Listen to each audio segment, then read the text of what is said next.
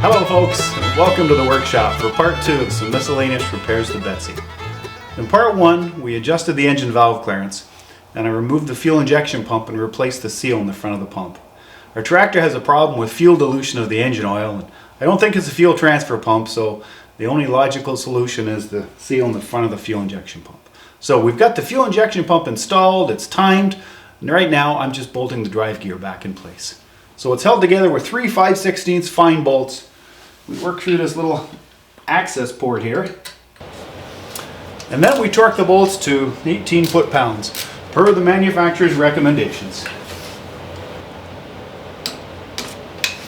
There we go. It's all buttoned up and all in place. Next, I'm going to make a gasket because I didn't have one of them in my odds and sods drawer for the front cover there. We'll put it back on and then on to the next.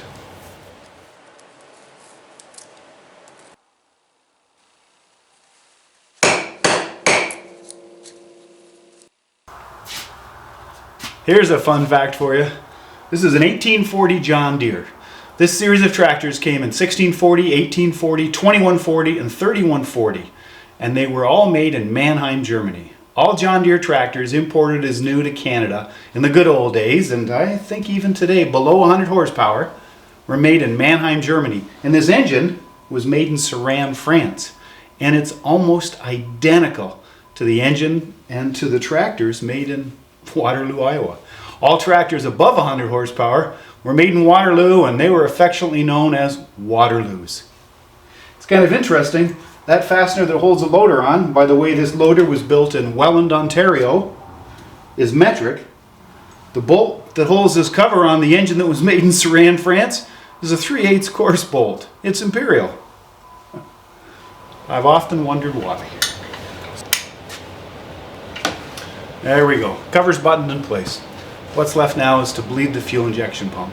I'm going to open 2 bleeders on the pump and go around and operate the fuel transfer pump and push some fuel across.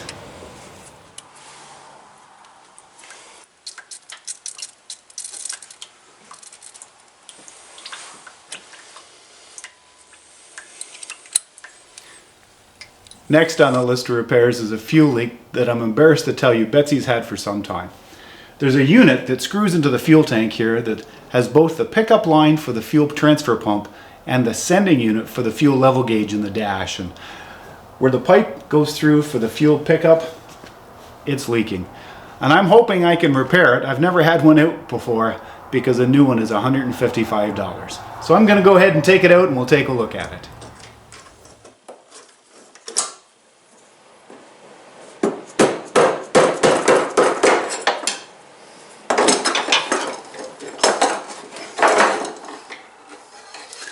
There we go.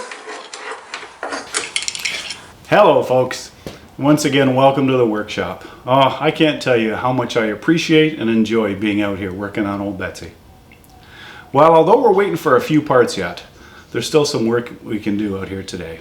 I'm going to put fresh oil in the engine, change the filter, and I'm going to start repairing an axle leak that's probably been leaking for 10 years. And it doesn't leak a lot, but it drips.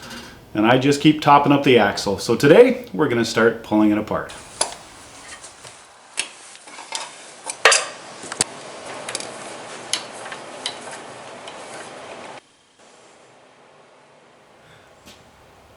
Well folks, our parts order has arrived.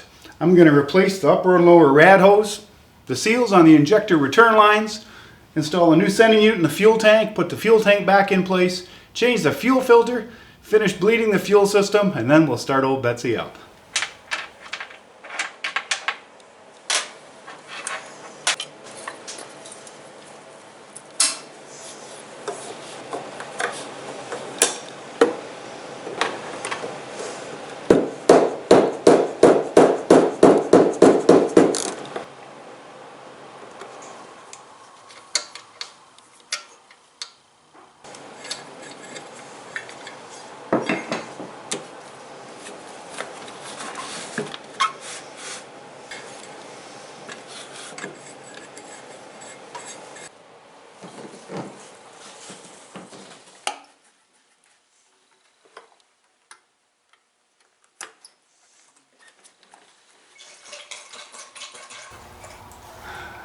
Well, we've got all those tasks done. We changed the engine oil and filter, we changed the fuel tank sending unit, I replaced both rad hoses, replaced the coolant, put fresh engine oil in, we changed the fuel filter. I think that's about it. And now it's the moment we're waiting for. Now it's time to try and start the tractor. So we bled the primary side of the fuel injection pump, and I've got the high pressure fuel lines loose. So now we'll let the engine starter turn it over, and we'll purge the air out of the high pressure side of the fuel injection pump. We've got fuel squirting out of the high pressure side of the pump now, so I'm going to snug the lines up on the pump, then we'll bleed the lines to the injectors, and once we have the air purged out of there, I'll tighten them and hopefully she'll start. I snugged up the high pressure fuel lines on the fuel injection pump, and I tightened cylinders number 1 and 2 at the injector. I left 3 and 4 loose at the injector to purge the air out of the fuel lines, and it should start on 2 cylinders and purge the rest of the air out from there.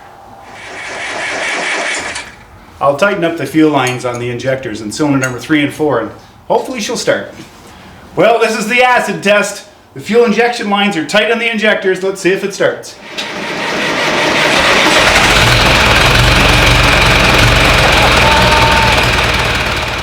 Folks, hearing Betsy run again is like listening to beautiful music. Makes me so happy. Well, I'm going to spray it off, blow it off, run it again to make sure I don't have any leaks. Once I'm confident of that, I'm going to change the light switch. It's also been on the fritz for a number of years, and I finally broke down and bought one.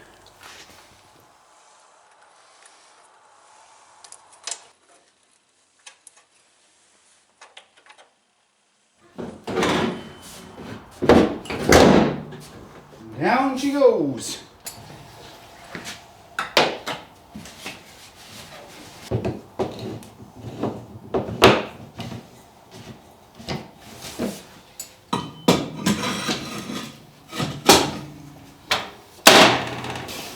There we go. All the tin work is on.